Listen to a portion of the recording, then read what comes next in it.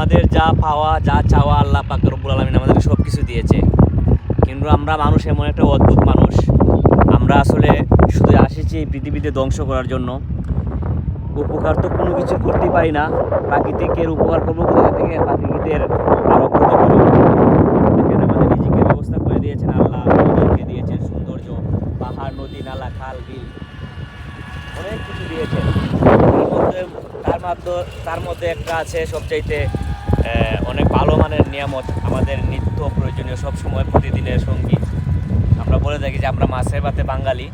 তো সেই মাছ আসলে কত ধরনের মাছ আছে আমাদের খাল, বিল, নদী, নালা। এক সময় আসলে গল্প শুনতাম যে জাল ফালানোর সাথে সাথে মাছ আসতো, অনেক সময় ঝড় বৃষ্টি হলে মাছ উপরে চলে আসতো। তো আজকে আর সেই দিনগুলা নেই, আসলে আমাদের কল্পনায় রয়ে গেল সেই দিনগুলা। আমাদের দাদা নানা যারা আছে এখন আমাদেরকে বলেন, গল্প করে আমাদের ভালো লাগে। আসলে আমরা শুনে এত একটা ভালো লাগে, এত অনুমুগ্ধ হই যে এটা আসলে কি সৃষ্টি করেছে।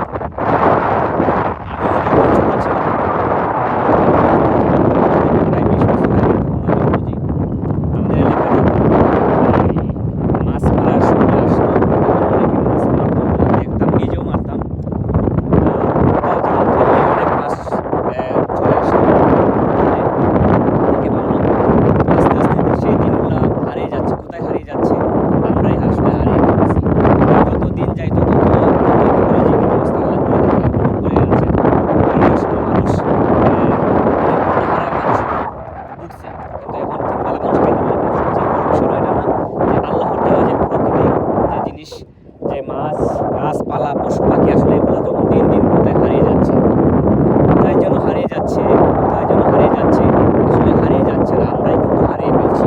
এটা বাস্তব প্রমাণ। দেখেন এক সময় কিন্তু আমরা বলতাম যে আমাদের এলাকায় কারেন্ট জাল ফেলতো নদীতে বা হাওরে বা জমি জমাতে, তখন কিন্তু আমরা ভাবতাম যে এই জালটা কিন্তু অনেক ক্ষতিকর। আসলে ক্ষতিকর। তখন কিন্তু এক সময় দেখতাম প্রশাসন এগুলো ধরে নিয়ে যেত। আমি তখনই ভাবতাম যে যদি আমি কোনো সময় আমার কাছে ওই ধরনের একটা ক্ষমতা আসতো, তাহলে আমি মনে হয় পৃথিবীতেও এই ধরনের জাল রাখতাম না, কারণ যে জালগুলো ধ্বংসজাত। এখন এই যে কারেন্ট জাল, সেটা তো এক ধরনের ধ্বংস ছিল। সেটা এমন এক পর্যায়ে ছিল, তার কাছে আসলে যেটা বড় ছোটো ওই পয়েন্টে পয়েন্টে লাগতো। এখন এমন এক ভয়ঙ্কর যে জাল আমাদের এলাকায় আসছে, সেটা নাকি ম্যাজিক জাল বলা হয়। ম্যাজিক জাল আপনারা জানেন, আপনারা অনেকেই ছিলেন। এই জাল এমন একটা শত্রু মানুষের, সেটা মানুষ তৈরি করেছে। বিশেষ করে এটা শুনছি, আমি যতটুকু জানি, আমি যেইটুকু জানি, সেটা নাকি চায়না থেকে আবিষ্কার জাল। জানি না চায়নারা আমাদের জন্য কতটা ভালো করতে পারে, আমাদের ওই ধরনের মানুষদের শুধু সুযোগ সুবিধা দিয়ে আছে, তারা ওই ধরনের জালগুলো ফেলে মানে শুধু তারা উপভোগ করতে পারতেছে। কিন্তু এই দেশের জন্য এত ক্ষতিকর, এত ভয়ঙ্কর এই ধরনের চায়না জাল, ম্যাজিক জাল, যে কোনো জাল বলেন, আসলে আমরা মানুষ হয়ে বুঝলাম না যে প্রকৃতি কীভাবে ধরে রাখতে হবে, আমাদের আল্লাহর দেওয়া নিয়ামত কীভাবে ধরে রাখতে হবে। জানি না আমাদের মাধ্যমে এই বুঝটা কখন আসবে, আমরা কখন বুঝতে পারবো। তো সবাই একটু সচেতন হন, সবার নিজের মাধ্যম থেকে, নিজের আবেগ বিবেক দিয়ে একটু বোঝার চেষ্টা করেন। আসলে এই পৃথিবীটা আসলে আমাদের জন্য আল্লাহ পাক রব্বুল আলামিন সৃষ্টি করেছেন। আর সকল গাছপালা, মাছ, পশু পাখি যা আছে, জীবজন্তু, সব কিছু সব আমাদের। আমরা আমাদের আনামত কিয়ামত করব না, ধ্বংস করব না। আমরা সব কিছু আমাদের নিজের বলে রাখবো এবং সবাই সচেতনতার সাথে চলবো।